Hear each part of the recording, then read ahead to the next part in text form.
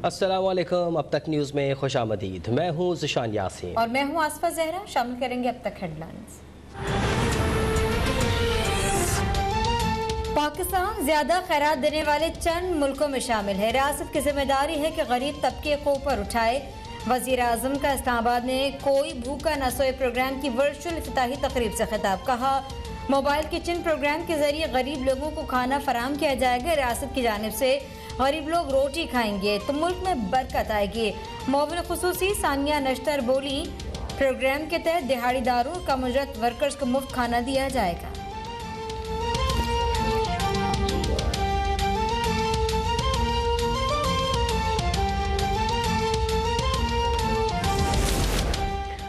दस्का में जमहूरियत जीती है, फैसला हमें कबूल करना है। अफवाहों का इमरान खान पर कोई असर नहीं है। पंजाब में मुस्तकबिल में भी PTI और नून लीग में मुकाबला होगा। वज़ीर दाखिला शेख रशीद की प्रेस कॉन्फ्रेंस। कहा, हुकूमत की कोशिश होगी कि रमज़ान में लूट का बाजार रोक सकें। वज़ीर आज़म खुद महंगाई की रोकथाम को मॉनिटर कर रहे हैं। हुकूमत का मौक़िफ़ है कि आर्टिकल 370 की वापसी तक भारत से बात नहीं की जाएगी।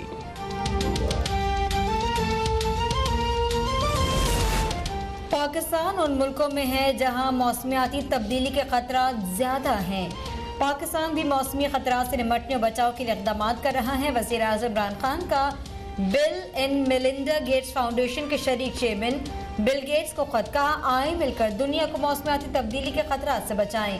पाकिस्तान कार्बन की कमी के लिए मुतबादिल तवानाई के मनसूबे शुरू कर रहा है। Billion tree tsunami, national park, clean green programme जारी है।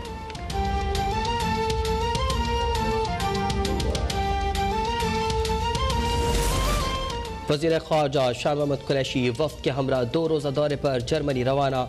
तर्जुमान दफ्तर ख़ारजा के मुताबिक जर्मन हम मनसब के साथ वफ़द की सतह पर बातचीत होगी।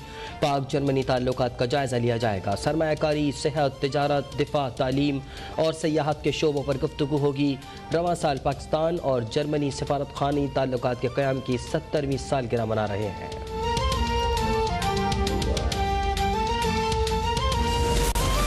इलेक्शन कमीशन ने NA-75 डस्का के ज़िमनी इंतखाब का सरकारी नतीजा जारी कर दिया।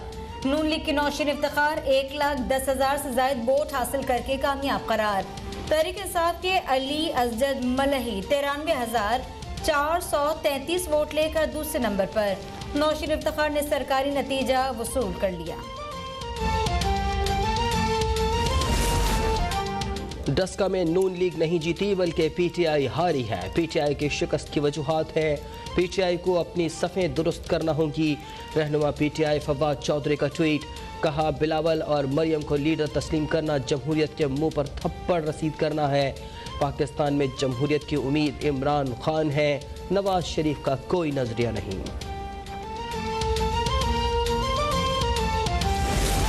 सेलेक्टेड को पाकिस्तान में जमहूरियत की उम्मीद कहना जमहूरियत के मुंह पर थप्पड़ है। PTI के अंदर नई सबबंदी जारी है। मरियम औरंगजेब का फवाद चौधरी के बयान पर रद्द-ए-अमल। कहती हैं, बहुत जल्द पंजाब और विफाक से PTI का सफाया होने वाला है। अब आप रोएं, चीखें या पीटें, नून लीग जीत चुकी है। अब आपने आटा चीनी चोरों को मुस्तरद कर दिया।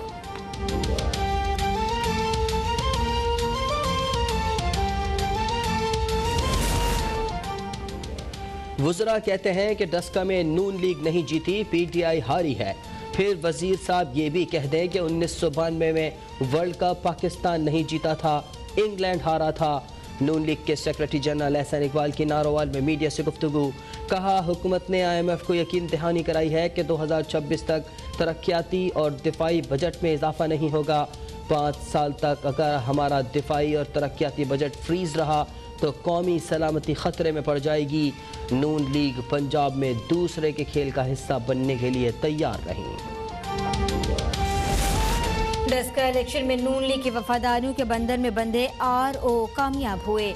हुकूमती दबाव से पाक इंतखाबात की इससे पहले मिसाल नहीं मिलती। हुकूमत ने इदारों को खुद मुख्तार बनाने की मिसाल कायम कर दी। फिरदौस अर्शद अवाम का ट्वीट। कहा कि अली असजद मलही और PTI वर्कर्स को नून लीग का गॉडफादर का डट कर मुकाबला करने पर मुबारकबाद पेश करती हूँ।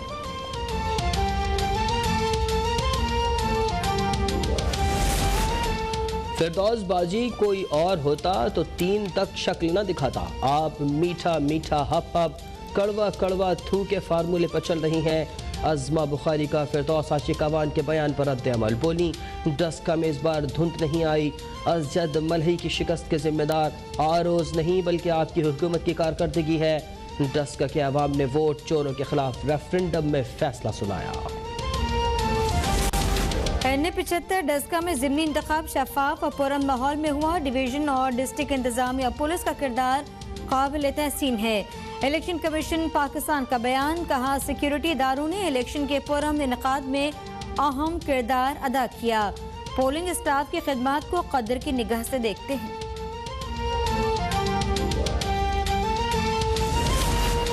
मुल्क में 24 घंटे के दौरान कोरोना वायरस से मजीद 114 अफराद जाँ बहक, 5050 नए मरीजों का इजाफा। मुल्क में कोरोना से बचाव के लिए पाबंदियों में 13 अप्रैल तक तोसी। सिंध और पंजाब में भी बैनुल सूबाई पब्लिक ट्रांसपोर्ट बंद रहेगी। पेशावर में एक और डॉक्टर दम तोड़ गया। जाँ बहक डॉक्टर्स की तादाद 56 हो गई। निश्तर अस्पताल मुल्तान में मजीद 3 मरीज दम तोड़ गए। 160 जेर इलाज। लाहौर में मास्क न पहनने पर 670 अफराद के खिलाफ मुकदमा दर्ज।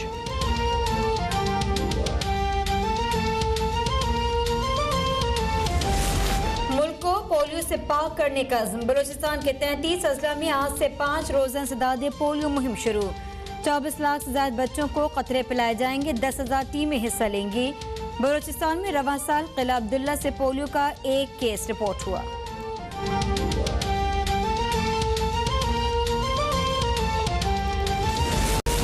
जनूबी पंजाब के हवाले से जिम्मेदारियां निभाएंगे। जनूबी पंजाब सेक्रेटेरिएट का मंसूबा कोई सबोताज नहीं कर सकता।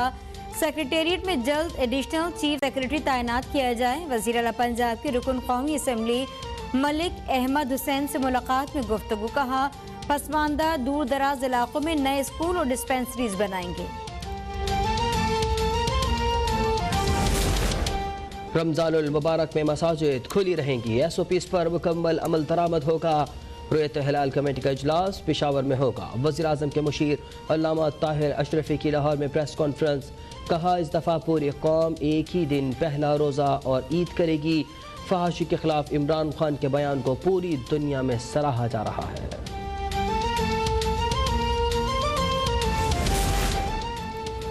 पैदावार को सामने रखते हुए चीनी दरामद करना पड़ेगी। पाकिस्तान में इस साल चावल के रिकॉर्ड काश्त हुई। वफाकी वज़ीर बराए ज़राअत फ़खर इमाम की जहानिया ज़रा यूनिवर्सिटी में प्रेस कॉन्फ्रेंस, कहा बारिश न होने के बाद सिंध में कपास की 40% फसल तबाह हो गई। किसानों को सब्सिडी दे रहे हैं। जनूबी पंजाब के किसानों का इस्तेहसाल नहीं होने देंगे।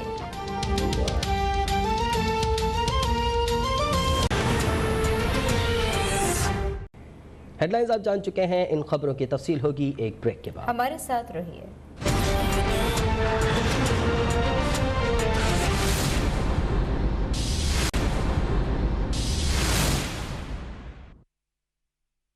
Welcome back. पंजाब हुकूमत ने अवाम की सहूलत के लिए सूबे भर में 313 रमज़ान बाजार लगा दिए हैं। रमज़ान बाजारों में अशिया खुर्दनोश की कीमतों पर दस्तयाब होंगी।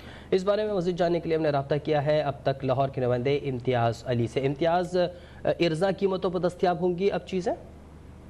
जी बिल्कुल, पंजाब हुकूमत की जानिब से रमज़ान में आवाम को रिलीफ फराहम करने के लिए सूबे भर में 313 रमज़ान बाज़ार लगाए गए हैं और लाहौर में आज से 30 रमज़ान बाज़ार जो है फाल हो चुके हैं। इस वक्त मैं शादमान रमज़ान बाज़ार में मौजूद हूँ, जहाँ पर शहरियों की बड़ी तादाद जो है वो ख़रीदारी करने के लिए पहुँच चुकी है। यहाँ पर सरकारी रेट के मुताबिक 375 रुपये 10 किलो का आटे का थैला मिल रहा है और चीनी जो है 65 रुपये के हिसाब से मिल रही है। जबकि शहरियों की जानिब से जो गमो गुस्से का इज़हार किया गया वो ये कि चीनी 2 किलो से ज़्यादा नहीं मिल रही, इसी तरह प्याज भी 2 किलो से ज़्यादा नहीं मिल रहा। शहरियों का कहना है कि जब आवाम को रिलीफ फराहम करने के नारे और दावे लगाए गए हैं और साथ में ये जो फ़ी कस के हिसाब से देने की शर्त रखी गई है, ये इंतहाई अजीब है। दूर दराज से जो वो ख़रीदारी करने के लिए पहुँचते हैं, जितनी सब्सिडी मिलती है उतना उससे ज़्यादा जो है वो पेट्रोल का ख़र्चा आ जाता है। इसलिए हुकूमत को चाहिए कि वो 2 किलो की जो शर्त है उसको ख़त्म किया जाए, जिसको जितनी चाहिए हो उस हिसाब से जो है चीनी फराहम की जाए। इसी तरह दीगर सब्जियों की कीमतों की अगर बात करें तो यहाँ पर अदरक 310 रुपये है,